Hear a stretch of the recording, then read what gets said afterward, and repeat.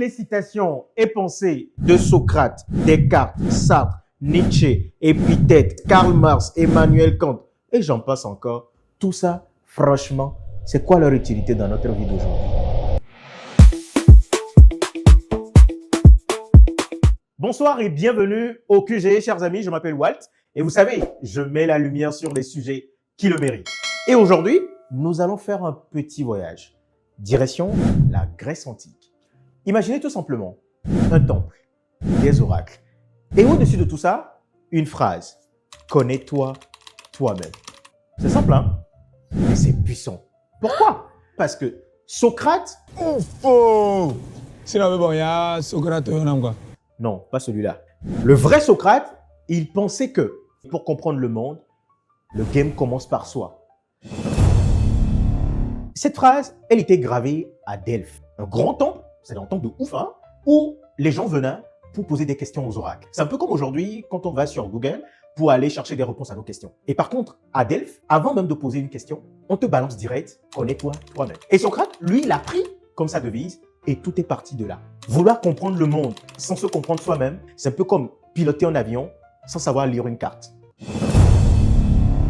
Bon, Socrate, Delphes, oracle, tout ça, c'est bien. Mais en 2024, ça donne quoi? Franchement, imaginez-vous tout simplement sur Facebook, ou soit sur TikTok, sur X, ou même sur Snapchat, vous scrollez et vous tombez sur une citation, ou bien une vidéo, ou une pensée inspirante. Et là, ça vous parle tout de suite. Vous vous dites, ah, je me connais. Mais est-ce que connais-toi toi-même, ça s'arrête juste à ça? Je pense que non. Et avec tout ce qui nous bombarde en ce moment, réseaux sociaux, pression sociale, boulot, avec les parents, la famille et tout, il est très important de se connaître. Et on peut dire que connais-toi toi-même, c'est un peu le cheat code de la sérénité moderne en ce moment. Je vous donne un exemple simple. Steve Jobs. Le gars là, il sait très bien qu'il n'est pas un ingénieur. Il est plutôt un visionnaire. Donc, qu'est-ce qu'il a fait? Il s'est entouré d'ingénieurs et ils ont fait de Apple ce que Apple est aujourd'hui. Il s'est connu et a reconnu ses faiblesses et il a maximisé plutôt sur sa force. Parce que Steve Jobs, ce n'est pas un ingénieur, mais c'est plutôt un visionnaire. Et savoir accepter ses faiblesses, c'est la clé de la réussite. Je reviens même en Afrique. Vous savez, Aliko Dangote, c'est un commerçant de base. Il sait très bien que ce n'est pas un industriel et il a compris que, avec le commerce, il ne peut pas augmenter sa richesse. Et pour ça, il doit se tourner vers les ressources de son pays ou sont les ressources de son continent, qui est l'Afrique. Alors, il s'est entouré des gens compétents. Et grâce à ça, aujourd'hui, on parle d'Aliko Dangote comme un exemple en tant qu'industriel en Afrique. Connais-toi toi-même.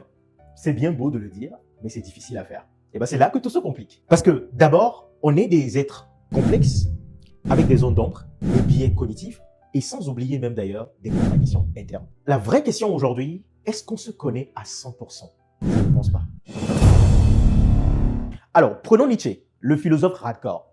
Pour lui, c'est bien beau de se connaître, mais à quoi ça sert si on n'agit pas derrière?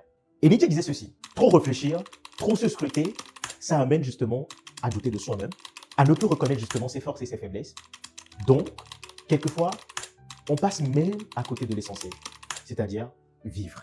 Donc, Nietzsche dirait probablement à Socrate, s'ils étaient encore là aujourd'hui, « Ok bro, tu sais, c'est bien de se connaître, mais franchement, quelquefois, on a besoin d'avancer sans vouloir tout comprendre. » Alors, puis t'as Freud qui débarque avec un plot twist incroyable, qui dit « Tu penses te connaître, mais il y a une grosse partie de toi qui te reste inconnue. » Mais pourquoi? Parce que cette partie, elle est dirigée par ton inconscient. Donc, est-ce que c'est possible aujourd'hui de se connaître à 100%? Je pense que non. Et ben voilà le pourquoi on prend des décisions dans nos vies, mais ces décisions sont dirigées par notre inconscient. C'est flippant ou bien? Eh ben oui. À présent, vous avez Sartre. Jean-Paul Sartre, bien évidemment. Pour lui, c'est bien de faire attention à soi, de se connaître, mais est-ce qu'on se connaît vraiment? Point d'interrogation. Il disait que nous sommes des êtres constamment en évolution. Donc, dire aujourd'hui qu'on se connaît, c'est un peu fausser notre nature. Alors, à quoi ça sert justement de se fixer une étiquette si demain, on prendra une décision qui va changer constamment le cours de notre vie? Et ben voilà le pourquoi dire aujourd'hui, connais-toi toi-même, c'est un peu limité en fait. Ou bien s'enfermer dans un cercle dont on n'en sort jamais. Alors, ça peut paraître abstrait, mais connais-toi toi-même, c'est ce que beaucoup de géants ont utilisé. Ils ont appliqué. Steve Jobs, il a compris qu'il n'était pas un technicien, mais plutôt un visionnaire. Et on revient aussi à Oprah. Elle a compris exactement qu'elle peut jouer de sa vulnérabilité pour s'attirer justement des millions. Et c'est ce qu'elle a fait. Donc, connais-toi toi-même, elle peut diriger justement notre vie. C'est important de se connaître pour se fixer ses limites et maximiser plutôt sur ses forces.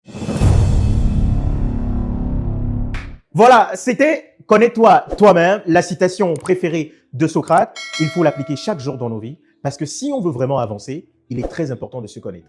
C'était moi, c'était Walt. On se retrouve la prochaine fois encore pour découvrir de nouvelles pépites et de nouveaux sujets et pour mettre toujours de la lumière sur ce que vous savez de mieux.